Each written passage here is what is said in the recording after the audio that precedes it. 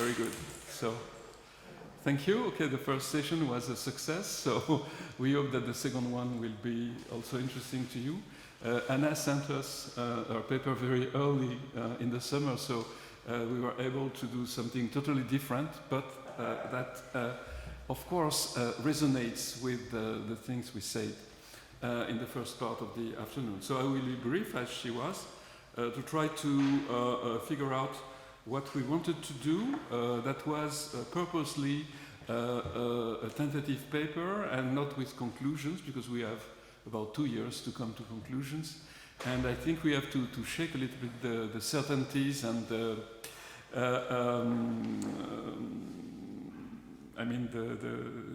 things that are really repeated over and over. And we are, Nasser and I, as we are all devoted Europeans. And we hope that we will have some audience among policymakers and all the stakeholders. And I think there are not so many, but there was a very nice start with Amsterdam. And I hope that tomorrow it will be even more challenging for us. So I am a sociologist, as you know already, and Nasser is a political scientist. But we wanted to confront the question with, what is the accepted knowledge in sociology of culture? And of course, if we consider the time span of the European Union, it's a very interesting and paradoxical time. On the one hand, of course, this is the time of the modernization, the reshuffling, the redefinition of great cultural institutions in the world, and they have been renovated or created, and their centrality in public life has been, I think, reassessed. And of course, we were talking about the rights, and it's a very long process of renovation. But you know about the Guggenheim effect, and these big cultural institutions are now shaping our urban landscapes and are very central. On the other hand, of course, these 50 years or 60 years or so have been a moment of a very strong social critique of cultural reproduction, cultural domination, and on the one hand by sociologists who showed that cultural institutions had a very important role in reproducing inequalities, class divisions, and the like. And on the other hand, something we take up in our paper, and we think that is important for us, is I would say, the very strong critique of Europe as having hosted and produced colonialism, imperialism, as Anna reminded us. And of course, since the very, it dates back to earlier times with the Fanon and the decolonization, but since the landmark that Orientalism by Edward Said was, I think the dominant, academic discourse in this respect has been the debunking or the strong critique of the Europe's dominant position in the previous centuries. And I teach in a Central European University. But one of our claims is to use a non-Eurocentric approach to social realities. And this is very strange, of course, because it's sort of self-denial or feeling of guilt that we all, share to some extent about the colonial past of Europe. And of course, as maybe the wrong turn of enlightenment. So this is something that we have to deal with, I think, when we talk about Europe. First, the relative inefficiency of democratizing cultural policies, and the fact that we have not gone out of, the nation-state institutions that go on maybe with what Bourdieu would have called an hysteresis effect, continue to shape, the cultural life. And this, of course, is a problem that is not tragic for me, but the fact that, we don't have, so to speak, European, strong European cultural institutions. Maybe one of my colleagues told me that a European team in football would be an asset, but I don't know against whom they would play. Okay, so I think the situation is very complicated, and that we need to explore. That was my and our claim, to explore and to reassess the big conceptual frameworks by which we think of cultural meanings in Europe, cultural symbols. We talked about the flags, national flags, cultural orientations, and their recent transformations.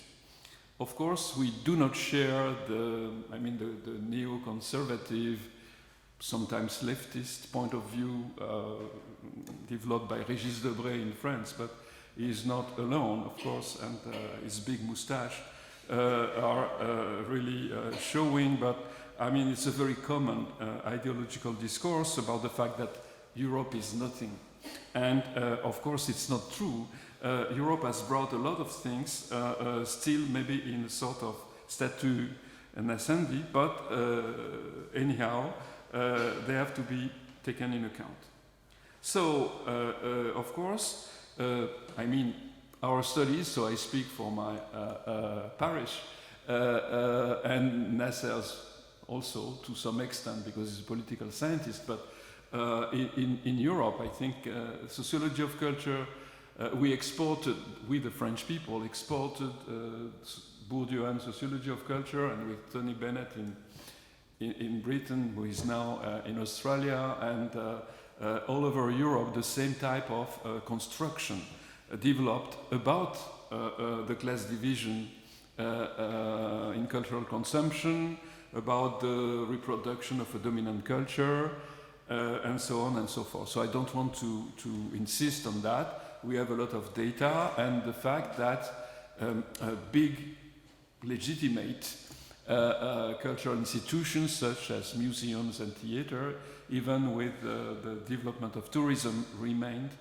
mostly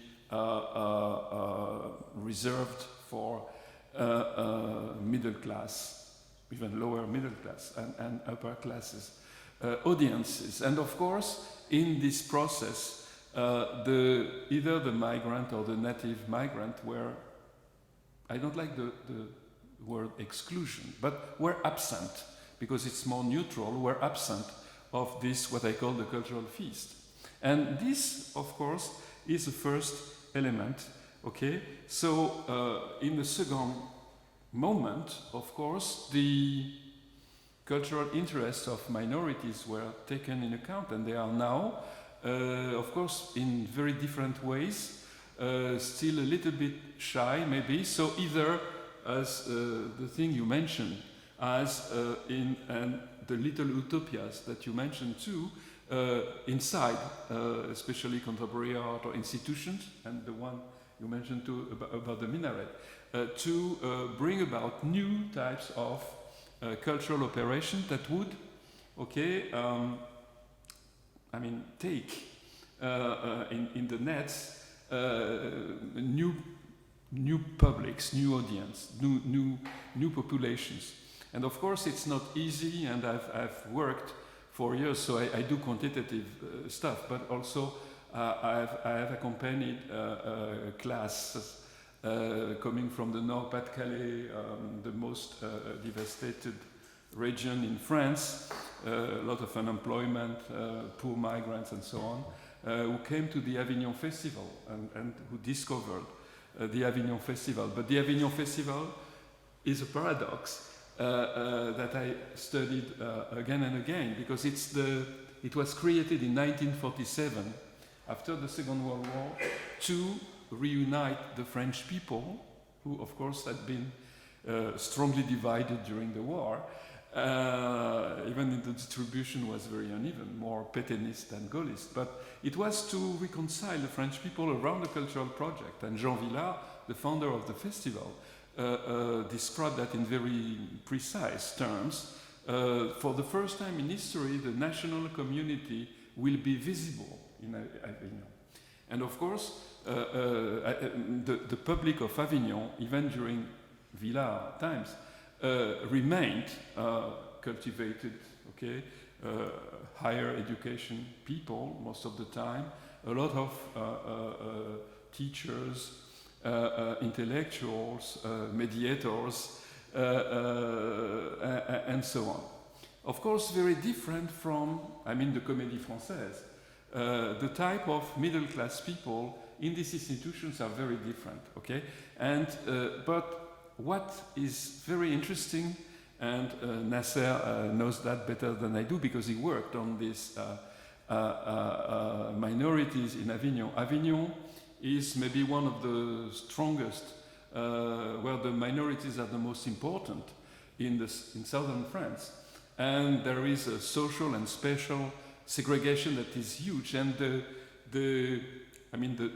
we call them the Muslims, but this is a point.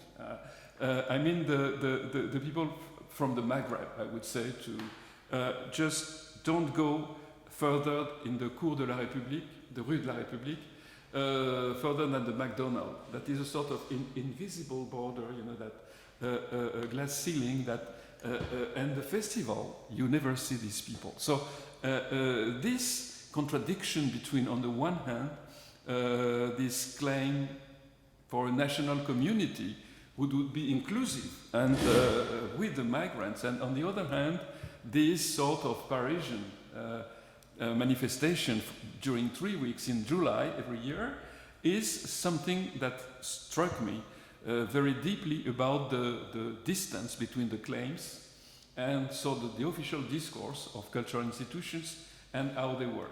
And 2 years ago there was a play directed by Michel Buchowski, who had worked during 3 years with people in what we call the Cité, the Quartier, out of Avignon intramuros. And it was a very nice play, and play performed by amateurs, of course, from these minorities, and it was free. No one had to pay, because of course the festival did not want to take too many risks in having a paying public. But the professional critics complain against the low quality, it was not true, of the experiment. And this was the only attempt to move these borders. And very quite, I mean, in terms of critique, and quite unsuccessful. So this, of course, is a local example, but I think it's very important. So my second point, of course, is about, and we talked about Poland, the sort of, and I live in the midst of it, what I call the instant disenchantment that followed the end of existing socialism. And this, of course, increases this phenomenon of what I call the symbolic crisis of Europe. That is not a deadly crisis, but that is very important to take into account. So, if we consider, I mean, the cultural landscape, and maybe you will disagree, but I would say, I mean, if you talk to a true Bourdieuan, he will tell you, no, cultural legitimacy is as strong as it was. But clearly, if we look at the statistic about the consumption of classical music, we see that, I mean, the big majority of the public is over 60 or 65, and this trend is homogeneous in all over Europe. So it means that something is broken in the reproduction of legitimate culture, whatever the causes or the consequences. But it's clear we have data about this decline. Okay, you talked about Beethoven, and it's clear that this type of cultural institution, or I would say cultural act from the public, is becoming something sort of old-fashioned, and the immediate meanings, social meanings of the concert are sort of lost to some extent. And I've been the chairman of the board of a symphonic orchestra for a few years, the Mediterranean Youth Orchestra, and so I was a member of the European Association of Orchestras, and with the Berliner and the LSO, I heard very often complaints about the very bleak future of symphonic orchestra. We will be around in 25 years. So this, of course, changes the way we think legitimacy. So in the first part of our paper, we have tried to envisage the transformations of cultural legitimacy, and of course, we do not mean that cultural domination has faded away and that it is a thing of the past, that we live in a sort of equality of cultural forms. This is not true. There are still, of course, forms of distinction, and what Richard Peterson called omnivorousness in his late work, of course, does not mean that the omnivorous, all the omnivorous eat the same thing and in the same proportion. So, of course, cultural domination is not dead, but it takes very different forms. So, in the first part of my paper, that you will be able to read maybe, I try to we try to work on this, and I say that because the first part was rather mine, and the second part was more Nasser's. I speed up now.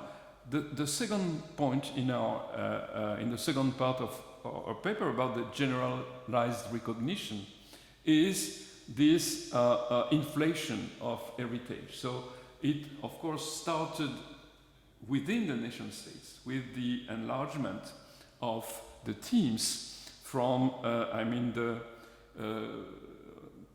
partly, not Dominique Poulot is a better specialist, but of course, we took the example of France because we had a very early national definition of what national monuments were, and the revolution, of course, who re-symbolized, I would say, as Mona Ozouf has shown, re-symbolized the religious or royal monuments, or aristocratic, but largely religious monuments with a new meaning, with a new definition related to the nation.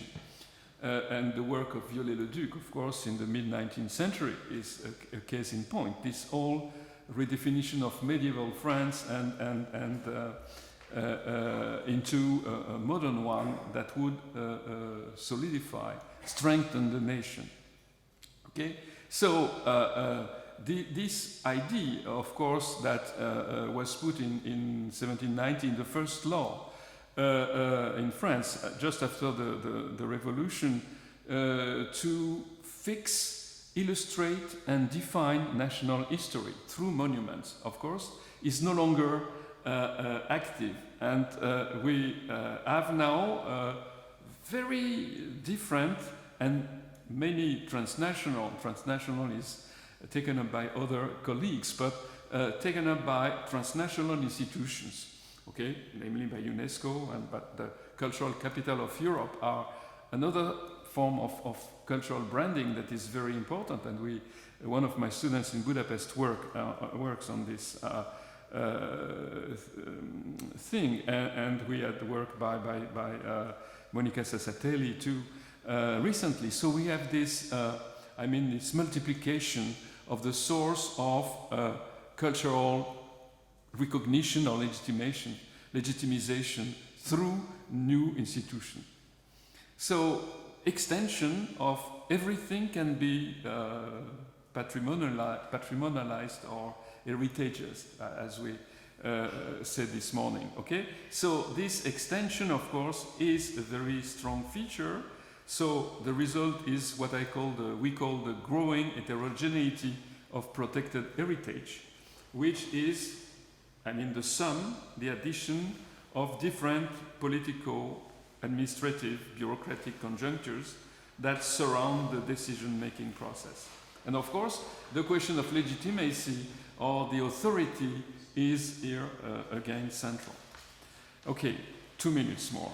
So our last point, I will crash the last points, is what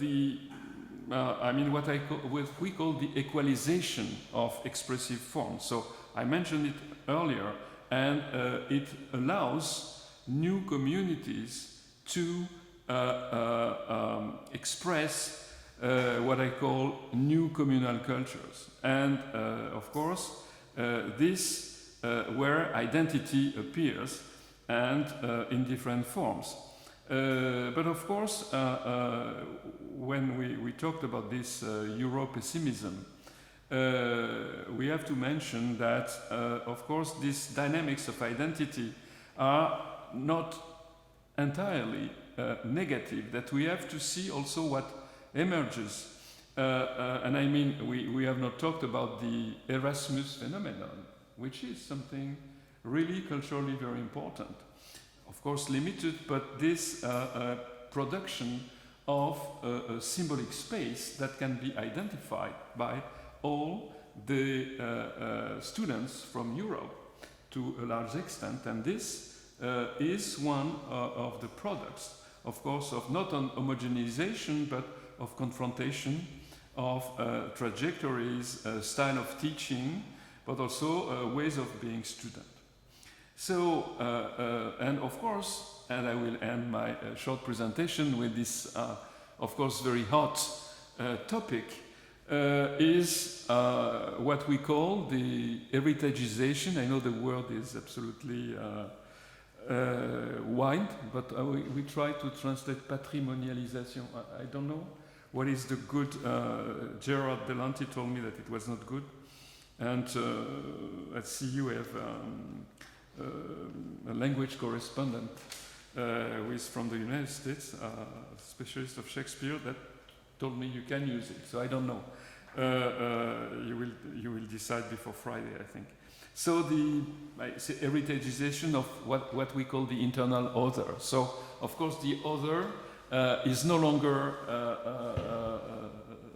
out of our borders, the invader or the enemy, but is, and of course, more and more is a part of us.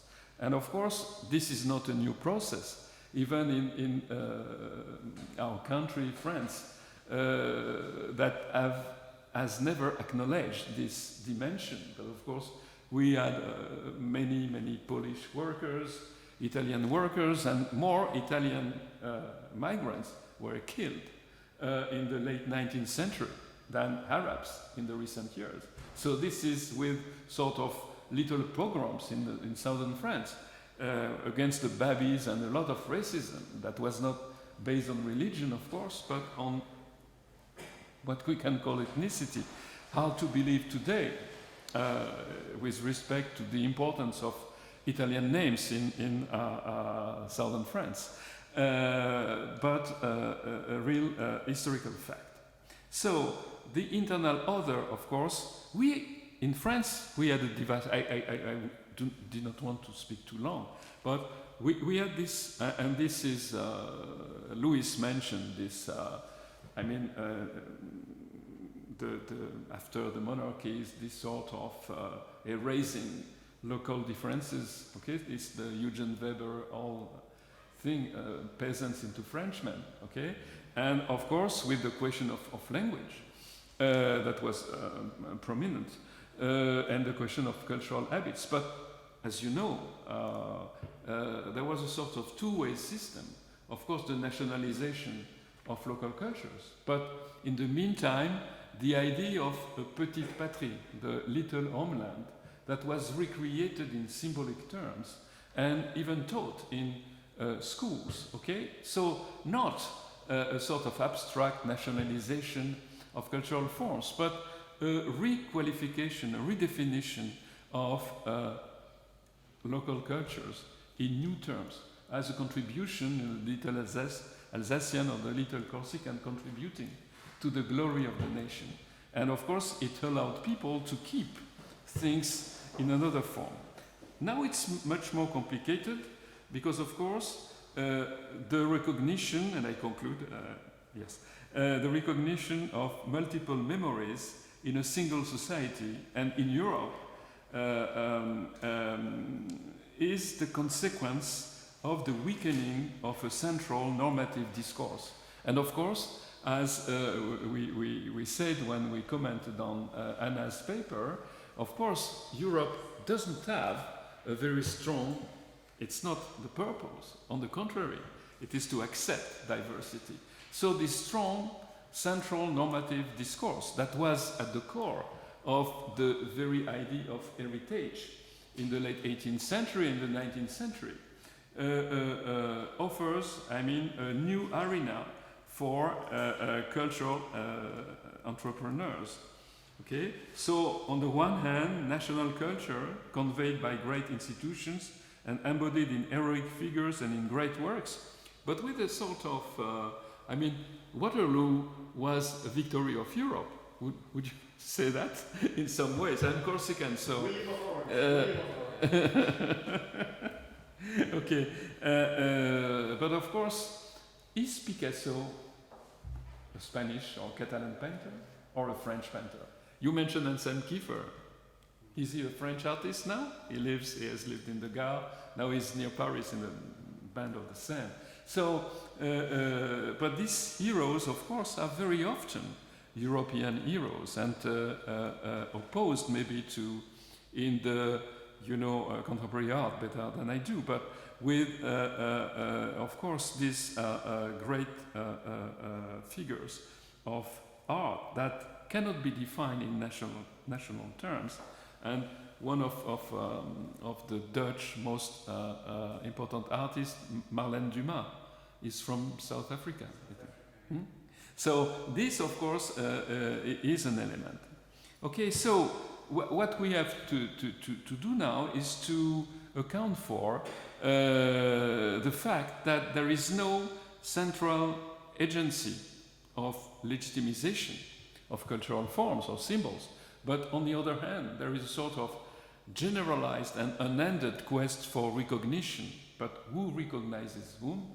This is one of the questions that Europe poses, maybe in more interesting terms than in other situations or conjunctures. And of course, if we look at, I skipped the end of my presentation because I have been too long. But if one looks at the minority museums, or the very theme of minority museums, of a migration museum was first developed in Australia, in Canada, and Europeans have been sort of reluctant to develop these museums. They are very, of course, in France, it's the worst case because the Cité de l'Immigration, I mean, is in sort of very shadowy space.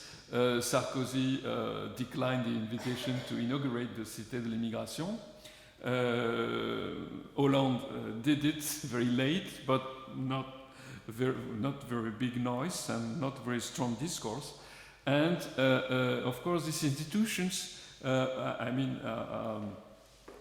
minority museum, with the exception of Jewish museums, of course, that are maybe a norm, something to be attained by other populations, but something that is still an exception and linked to what you said about the fate of Europe.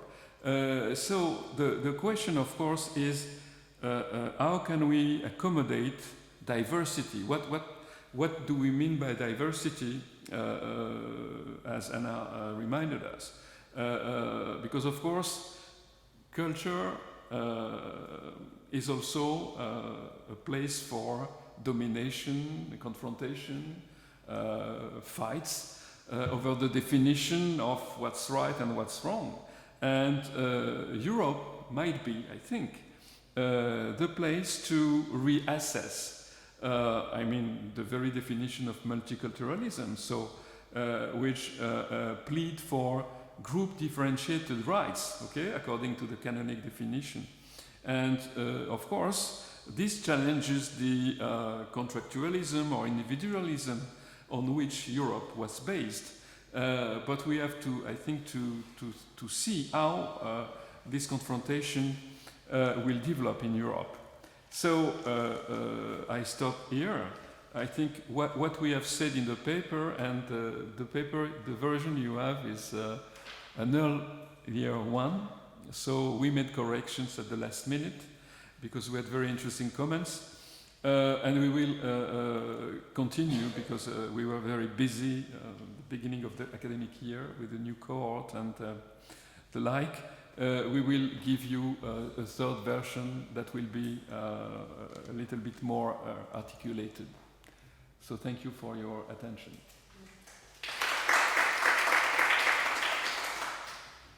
So Luis goes on.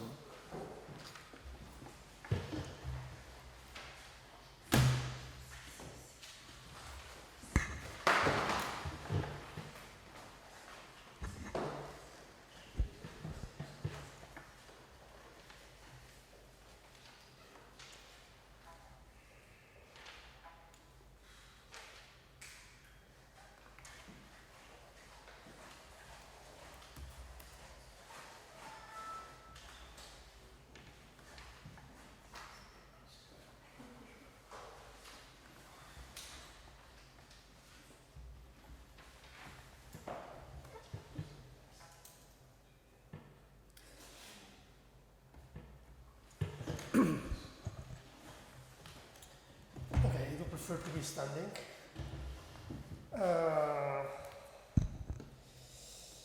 Well, the paper I will present is a paper wrote together with Emmanuel Negrier, who arrived tonight, so it's a pity that he is not now here with us.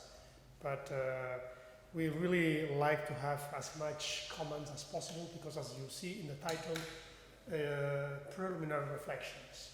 So please, we look for your feedback. This paper deals basically on the participation of citizens and people participation in arts and heritage and its policy implications. What I want to do basically, first of all, I will try to situate the meaning of what we understand as citizen participation, and I will relate to another European project that we form part and that will maybe explain why we are proposing this reflection. We will later try to explain the three main streams of change: the technological, the society, and the politics. Later I will try to present very, very fast, because I don't have a lot of time, a little bit the evolution of the main cultural policy paradigms from 1945 to today, to try to understand how this is changing and where we are now. And finally, some perspective and discussion for interest to this paper. Okay, so all the paper is about the changing situation. So I will talk quite a lot on how technology, how society itself is changing, how politics is changing itself, and all these issues, how it affects the way that today citizens are related to what arts and heritage is proposing. So in a way, we have here, this is the traditional scheme. So traditional scheme is that some artists, some creators propose something, and there is of course a relationship with the producers, and these are work in progress. And they try to sell this product to programmers, artistic directors who propose, or editors, or publishers, etc., people who finally decide to buy this product and try to sell to an audience. And of course, the press and the art critics and opinion leaders play traditionally a very important role in telling people what is important or why you must consume this or not this other thing. This is, of course, changing, and it's changing because we see that this new figure, the active consumer, it's not anymore a passive consumer, and it's in a way changing the role of the traditional opinion leaders. And it's changing also this direct relation between some creators and who are legitimated to create, and this is linked to what Jean-Louis just said in terms of there is not anymore a central system that legitimates what is good or what is not good, because we lose the idea of a canon or a standard quality factor, and now there is this much more participative process. And this is moved basically through three streams. The technology is allowing all these things. Society is changing, and not only young people are changing. And politics, and I will try to explain these three streams.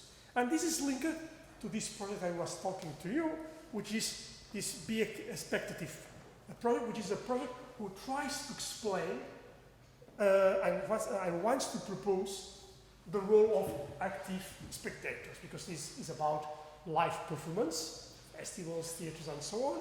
And what we try to do in this project with theaters, with festivals, and our role is just to look and to be together and to analyze what they are doing, is try to analyze, for one hand, the work of documentation that creators can obtain through this very special relationship with active spectators, but at the same time, that there is there is not, of course, a self-production system in the sense that creators still have not the right, but yes, the main role on what is producing, but there is this relationship. And there is, at the same time, and some of our projects that we are analyzing, the role of active spectators as programmers. So, in a way, the official producers and the official programmers are coaching these active spectators to get an active role in this kind of projects. So this is a little bit just to explain to you in which kind of framework we are doing research. So, in a way, I'm going back. We are here, and my paper and our paper will talk on this, but this is linked to this other project, and which is this one. Its name is Be Expectative. Okay, so what are the things which are changing? First of all, we see a dual paradigm change from supply dominance to participation reinforcement. And as you can see, I'm using the word reinforcement. That means that participation used to exist, but in a different way.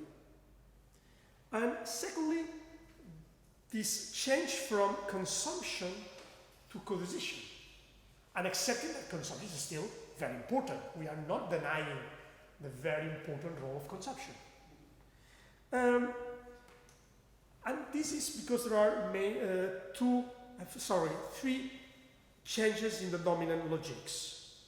In the supply side, we see that artists and cultural industries' proposals and legitimation, which is one of the issues which explains the strength of the supply side in our cultural system and in our cultural policy system. This is something which still exists and is quite important, but it is changing. The second thing is that, and who also explains the force of the supply side, is cultural policy are mainly oriented to supply for two main reasons. The paradigm of efficiency and clientele relationship. So they want to have a special relationship with artists, with heritage curators, because that helps in their own legitimation. So in a way, there is efficiency, the idea that it's more efficient to do a supply cultural policy than to work with demand cultural policy, which is much more difficult to measure the impact of this. So from a political point of view, supply policy is much more efficient. But of course, there are other kind of forces from the demand side. For one hand, market orientation, and we live in a society where market orientation is having a strong legitimation. We live in capitalism societies with liberal ideology, and this is influencing also the cultural sector, even though in general we see it very critically. That doesn't mean that it exists, especially in the popular culture. And also this idea of audience empowerment, which is a fashionable kind of idea, and which is linked to the political stream that I will explain later. And finally, the technology force. Digitalization, with all their impacts in everything, from creation to production to consumption, but also in the business models, because in a way, business models are forced to change. And I'm just giving here the example of the reinforcement of live performance in relation to record music or record audiovisual, just because this business model, which is unlogical, can resist the change that digitalization is promoting. So, what are these three streams of change? The first stream of change is technology, as I told you before, that change the creation process, the value chains, and the business model, as I just told. That change also, there is a new capacity to know and to anticipate public tastes, and this is very important because all this big data analysis is allowing us to change what we are proposing to the audiences. And also, we see that social networks is changing also the configuration of cultural practices, which are less hierarchical and more cooperative. All these things we have to analyze carefully, in the sense that I don't like to show you change from white to black. It's a slow process what we are analyzing. Society is changing at the same time, because what we see is that there is an improvement of public capacity to know, to appreciate, and to choose. So people are much more exigent about what is consuming in the cultural field, knows much more than before, is able to obtain a lot of information through internet before going to a performance, before deciding to buy a book or to read music. So there is an empowerment. There is a diversity of cultures and tastes, so what we just listened before. And there is, at the same time, a growing consistence of a model of concentration of artistic and cultural choice. And finally, there are also changes in the political stream. The old model was politicians check their legitimacy through their relationship with the expert and artist. That still exists, but is weaker. And the new model is politicians check their legitimacy through their relationship with audiences and citizens' participation. This is the change of rhetoric. I'm not saying everything changed. But these three main streams of these three main changing streams, in a way, oblige us to see things in new perspective. So, if we analyze now the evolution of the main cultural policy paradigms from in the last century, basically, what we see is that the old model, what we say the liberal model of cultural policy. The one existed before the Second World War, and basically were based in four main paradigms. Cultural heritage protections, of course, this is very hierarchical and very decided by this central system. Secondly, classical art promotion, again, what classical art was defined in the canon established by these elites. Reading and libraries promotion, and artistic education. All these paradigms, maybe with the exception of classical art promotion, are still alive today. So in a way, cultural policies are not just killing the old paradigms, but they are reshaping them, and it's like an onion with a lot of layers. So in a way, these are still exist, but exist in a different way. So what happens, why there were a change? What the welfare state who began in the 50s changed this previous paradigm of the cultural policy in democratic societies? Because totalitarianism imposition, and as you can see, that will depend, because what I try to show in this picture is basically the effect on democratic cultural, on Western democratic cultural policies. So, fascism and Nazism, totalitarianism had a very strong effect on the new cultural policies who started after the Second World War. Of course, communism still was quite important because there were the need to separate what happened in democratic societies and as to what happened in communist societies. And of course, still exists in some countries totalitarianism, so it's not disappears totally. So, which were the main arguments, the main paradigms used for the new cultural policies who started after the Second World War? The first one was cultural excellence, which was in a way linked to this, but in a new way, because avant-garde was introduced in the cultural policy system, not only classical art. Of course, that creates some tensions.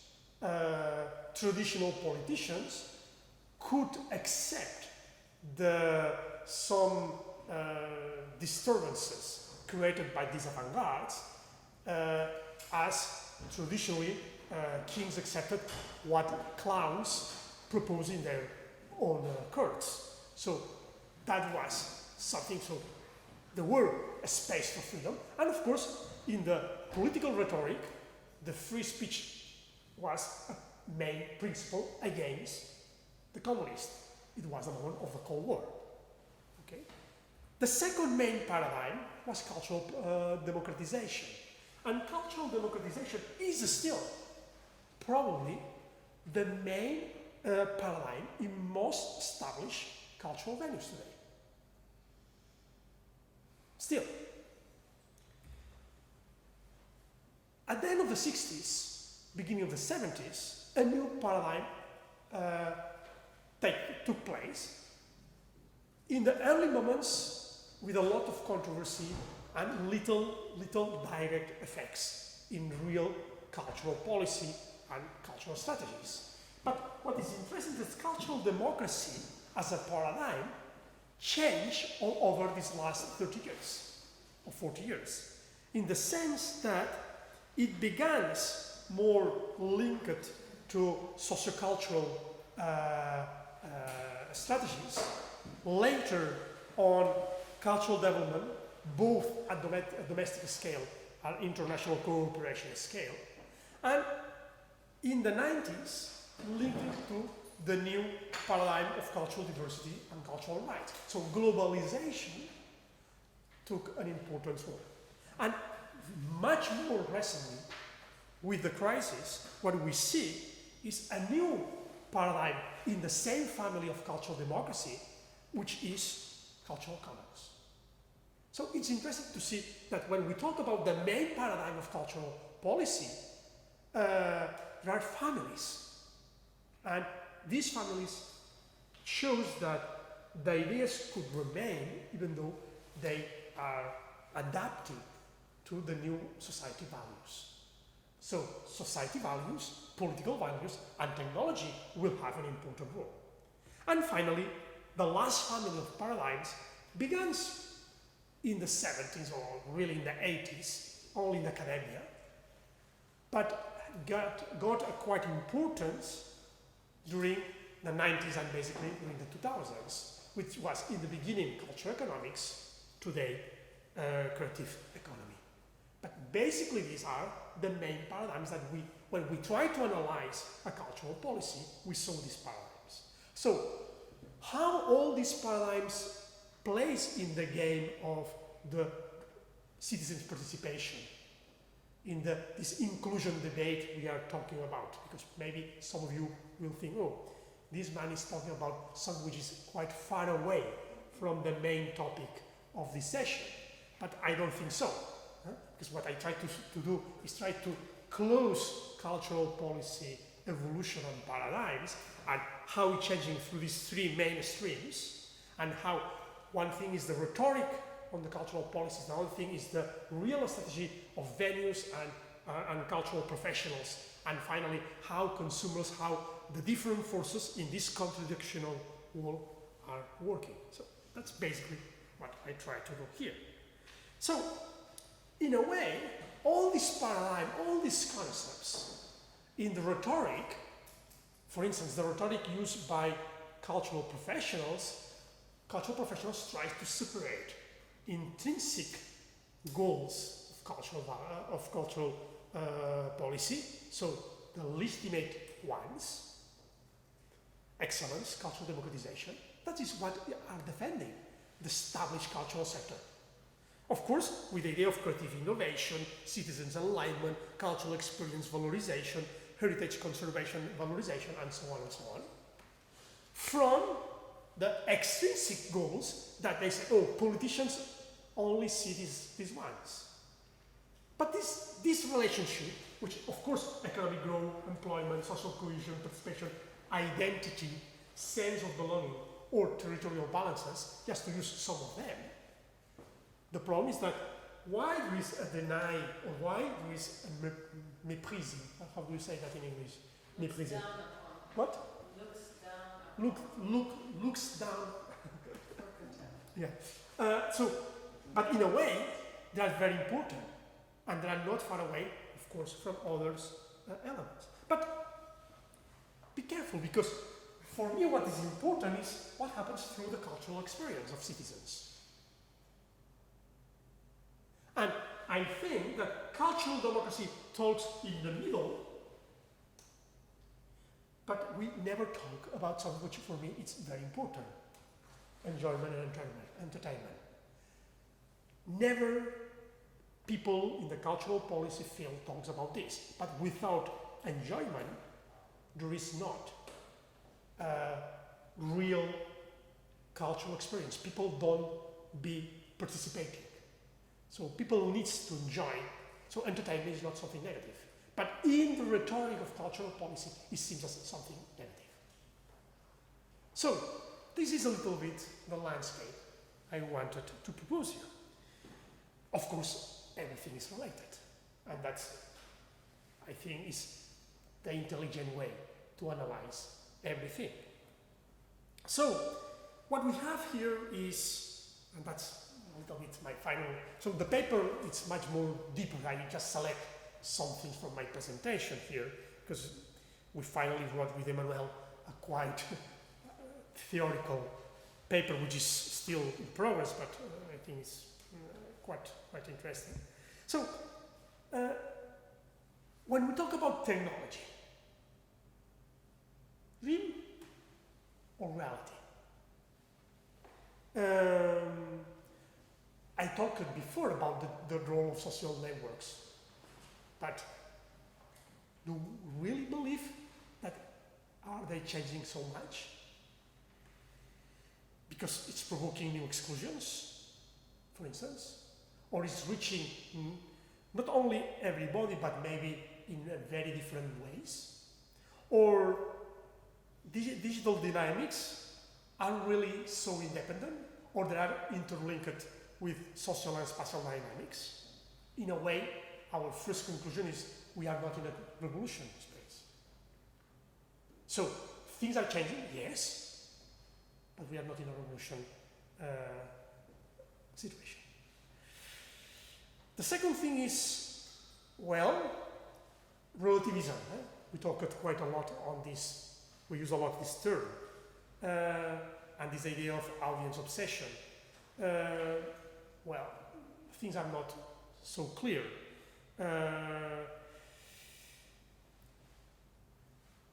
What are the logics of the different business models?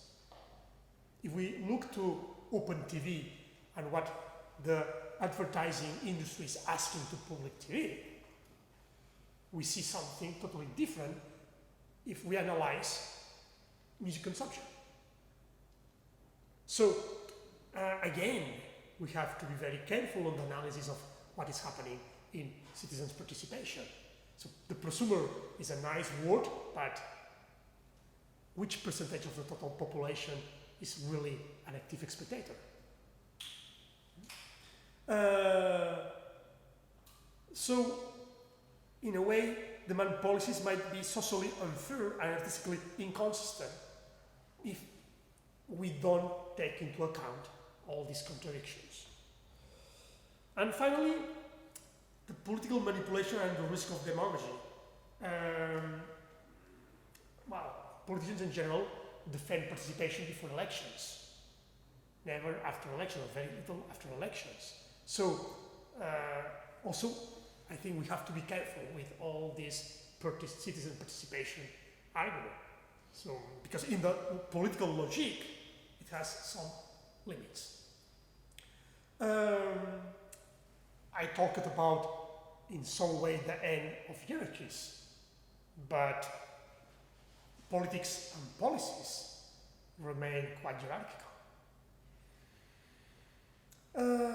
Well, and when we analyze the offer, the cultural offer, well, we see that there are also still is based on the distinct base of cultural policy. So that are some of the discussions or the non-totally truths of the contradictions that we are looking around this topic. So I stop here, and I hope a little bit of room.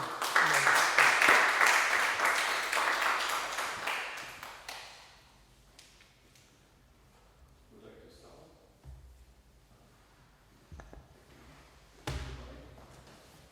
Which one is the best? The best? I don't remember. Maybe this one, because this is red. Probably this one. Probably. Thank you very much. I just, I enjoyed both presentations a lot, and I just want to give one example that illustrates the point in both of your presentations to build a little bridge between the two. From the first presentation, I made a note about the multiple memories in a single society, and your question about who recognizes whom. And I think that relates very directly to the question of participation. I mean, participation is really fashionable, and I think it's really important to talk about it. But the question about empowerment, which you were also posing, is the real problem in it, because you can't empower people. You can't pass on power. Power has to be taken. You can't give it to someone. So here comes the example. There are a lot of initiatives also of the State Museum in Amsterdam and from the big cultural structures in the Netherlands that want to work with communities, migrant communities, whatever. And they are all nice and well, but they are some kind of window dressing. And you may have heard about the very strange, very painful tradition in the Netherlands of celebrating Sinterklaas at 5th of December with black-faced Black Peter, which divided the country literally in the last years. Because there was one artist, Quincy Gario, a black young from Caribbean descent, very courageous young artist, who, as an artwork, designed a T-shirt that simply said, "Black Peter is racism." He was beaten by the police to hospital, and he started a discussion which polarized the whole country, a country that praises itself for being so open, tolerant, multicultural, and so on and so on, because they said that's not racism, that's innocent children's feast. But at the same time, it's the same politicians, opinion leaders, and well-educated people that promote participation of the big institutions and want the communities to have a say and get into the power seat. But if the community by itself tries to take the power and become the creator of cultural content and cultural memory, then it gets really up to a violent confrontation. That repeats itself now in, I don't know, 2 weeks ago there was the State of the Union, which is every year, where the king reads out the declaration of the government, and traditionally the king comes in the golden chariot, which displays scenes from the colonial past of the Netherlands with the black slaves with golden earrings, exactly as they look like in the Santa Claus tradition. So when it comes to really consciously deciding what is how does our commemoration look like? What are the symbols that we use? What are the monuments that we want to see? And what is what are the commons? All talk about participation is all of a sudden silent because it's not real participation. Is not easy because it means letting loose power.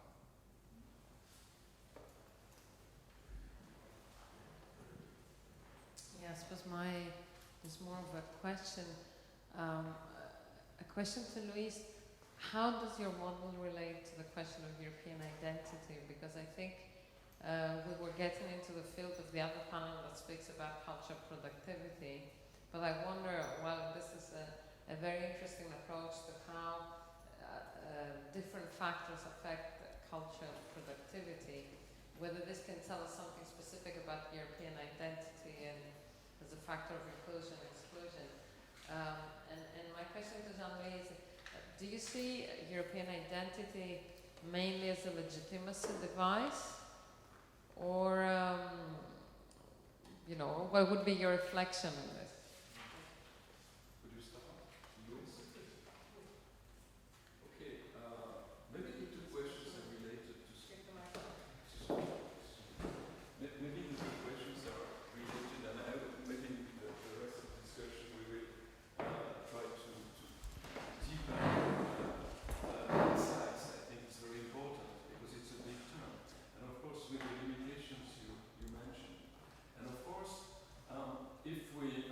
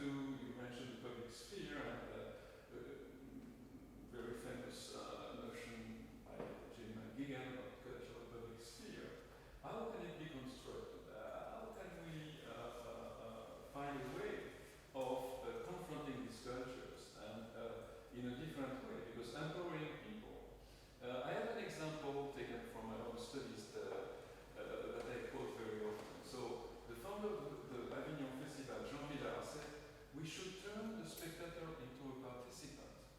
Il faut transformer le spectateur en participant. Okay, so it was one of the founders of the participatory public. But what happened in July '68? He invited for the first time in Europe the Living Theatre of Julian Beck and Judith Manian. And the Living Theatre invited the spectators to go on stage and to get naked and so on. It was really '68 atmosphere. And it was real, actual participation, I would say. And great memories in the public, among the public in Avignon about this incident. But Villar got a heart attack. He was so disturbed by the fact that he died very soon after. It was a shock for him because it was a form of total destruction of the festival. What he meant by participation was participating in the debates. So that's why I studied the debates in Avignon for 3 years. I take everything and analyze how people contributed to the festival through discussions. But in fact, it's the big stake. How to, it's the most important thing. How to, of course, even if we are in the winning, and your study is about also this vanishing of strong cultural legitimacy, because of course we cannot convince people by fiat, by an act of authority that something is either good or avant-garde or excellent. It has become much more difficult. But in the meantime, these powers still act, and of course, in a sort of, biased, very complicated way, with new forms, I would say, of symbolic violence. And your example, of course, that has been very present in European discussions in the last years is a case in point, because of course it can be a part of the Dutch folklore, very lenient, very nice thing to see niggers. And on the other hand, of course, it's offensive.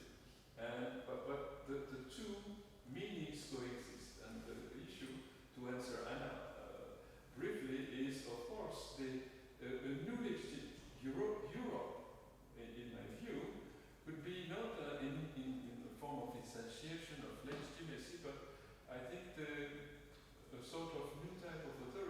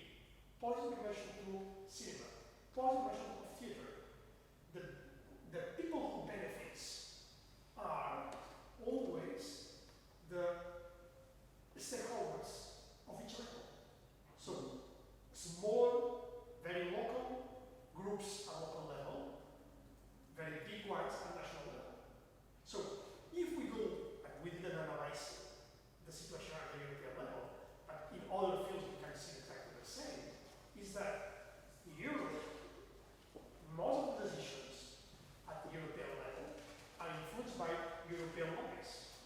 And these defend their own interests. So if we try to transfer this to the cultural sector, maybe we have to be there to be aware. Who will be the lobbies with capacity of influence at European level? Only the major corporations. Maybe some unions, if the federation of these unions are strong enough to have a voice at European level. But never local groups and cultural expressions in this very large minority. So in my own position is that if we want to perceive, as a personal view, if we want to defend a diverse culture in Europe, we must defend the local level. As closer to the people, much more diverse and more space there is for all kinds of minorities.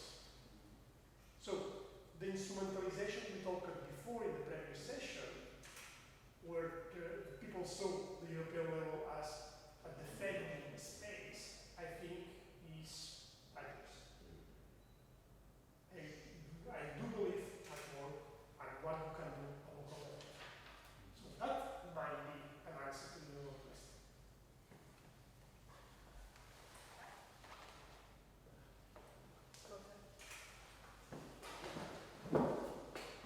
I can speak really loud against the mic. There's 10 of us here.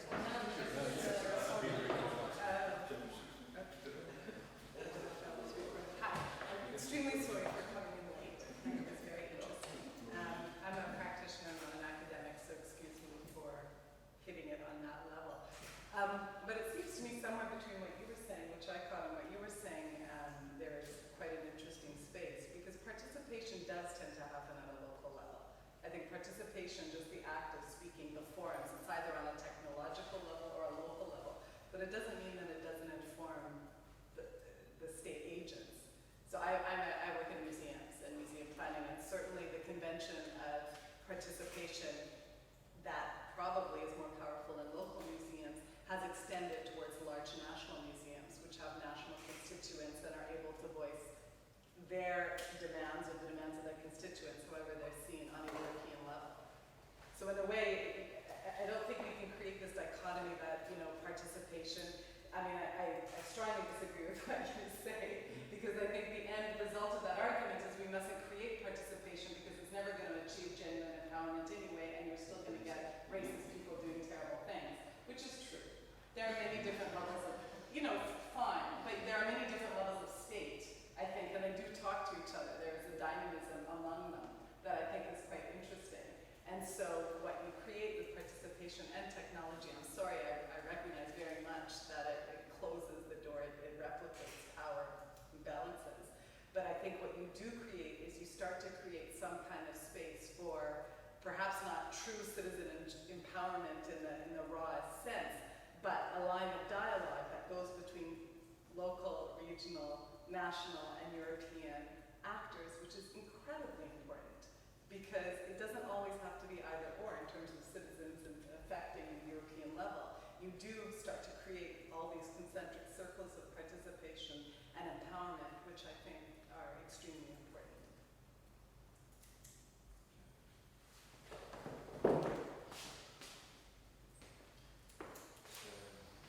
I want to talk about interesting development.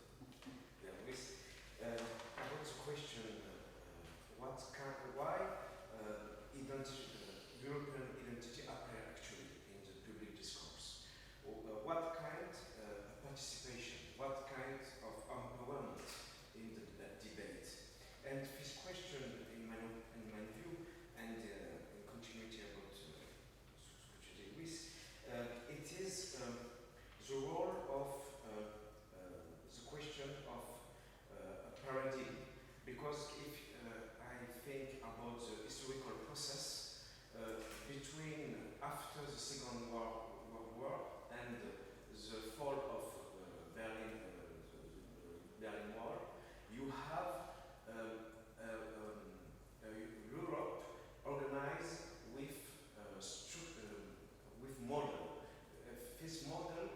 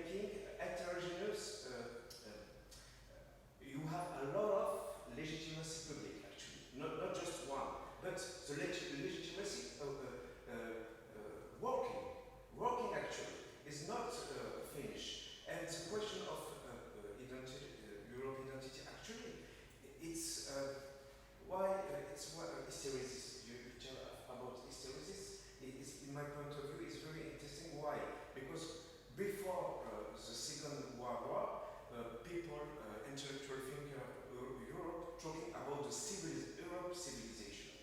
And with a pessimistic point of view, Spengler, Toynbee, they have a lot of books about the question of European civilization was attacked by the other Asian, Arab, Muslims in the end of the 19th century. And after the Second World War, a lot of people talking the heritage of Romain Rolland and Paul Valéry and talking about civilization, Europe civilization as immortal. It can't be dead. And the peace is the central identity of the Europe. But don't talking about the Europe identity. The question of Europe identity was posed after the war, the fall of the Berlin Wall. Why? Because the model of the middle class was collapsed. And for this reason, Europe, you can have a social class was talking the discourse of Europe. Actually, you heard the public discourse, you don't have a sociology of European aficionados, excuse me. You don't have, you have a political man talking about Europe, you have a leader, opinion leaders sometimes in Brussels, but, and class model, social class, you don't have this discourse. Why? Because you have a frightened, you have people afraid about globalization, and a popular class don't feel Europe like protection. And for this reason is the question, in my opinion. I want to just add something. In relation to the scheme I presented, this scheme, of course, doesn't work for all the European countries. I'm coming from a country that it was under dictatorship until 1975. So, of course, here it doesn't work. I'm saying this because, of course, our colleagues from this Central Eastern Europe have a totally different history. But in any case, well, more or less different. Yeah. But means that probably we will have to change the scheme if I have to try to explain in Poland. In Poland, probably things, the model could change, but not probably the conclusions of what I try to explain in the model. Of course, in a way, I accepted what the main Western countries used to develop. So, and this is one of the imbalances inside Europe. We talk a lot about Eurocentrism, but I think we have to talk also inside Europe about the Western part of Europe, Eurocentrism, in the sense that how, in which, through what models and through what values and using what kind of examples are we explaining European situation. And I think just because we are using English, that is a way to influence the way to express ourselves, but also because we used to use models and systems of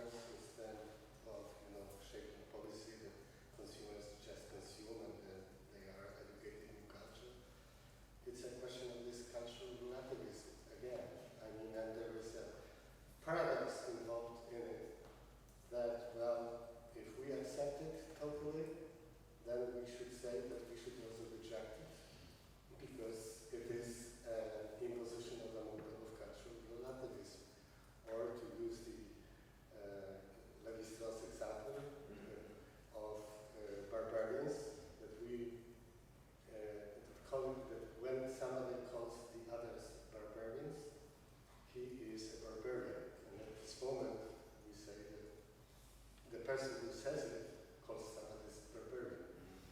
And this is a conundrum that all this dialogue was about here, in a sense. I can just 5 seconds. After you. I like talking Muslim actually like Roman barbarians in comparison. Why? Because when you read the novel, the history about the decline of Roman Empire, you have debate between Saint Augustine and Saint Jerome about the role of Roman civilization. And this question of the role of the civilization and the otherness, in my opinion, you can really thinking actually. Actually, the barbarian don't have the West like a model.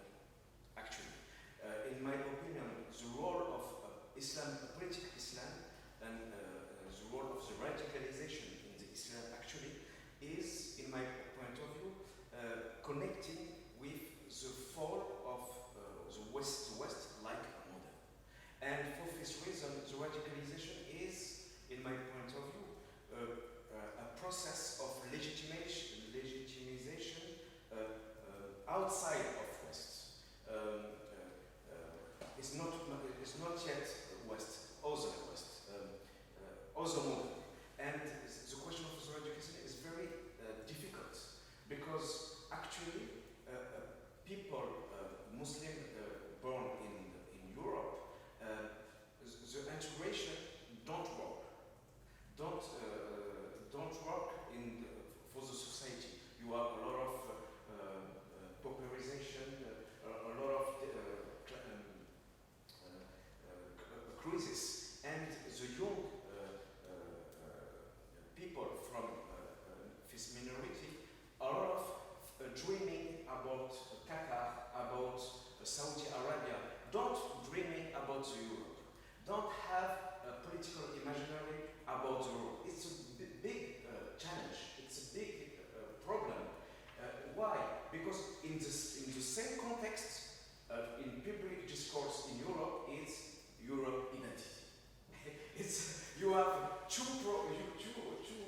situations. You have the question of Europe identity, and it's complex, it's a difficult concept. And in the same context, you have young people, they're dreaming not Brussels, not Paris, not London, but other. It's very... Just, I'm not sure I agree fully with you. Who are you talking about? I mean, some minorities, of course, I totally agree with you, but I mean, Syrians still go to Germany or Northern Europe, so it's very complicated. And just to a little contradiction, but these new Islamists, they are maybe closer to, I mean, video games, Western technologies. You've seen the beheading of this Syrian guy. It was, I mean, I think $200,000 with the most Western, I mean, the most advanced technologies.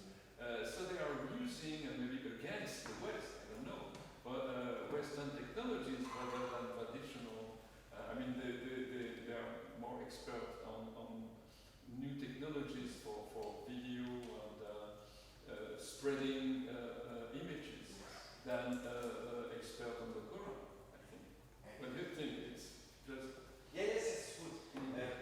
It's very interesting. Westernization against West. That is the key point about the ideology of Islam, political Islam. Why? Because he told Liban Khomeini at the end of the 70s, we must making Islamiser la modernité and not moderniser l'Islam. And yes, Islamize modernity. Yes, Islamize modernity or not modernize Islam. And the political culture with contradiction, I agree with you, is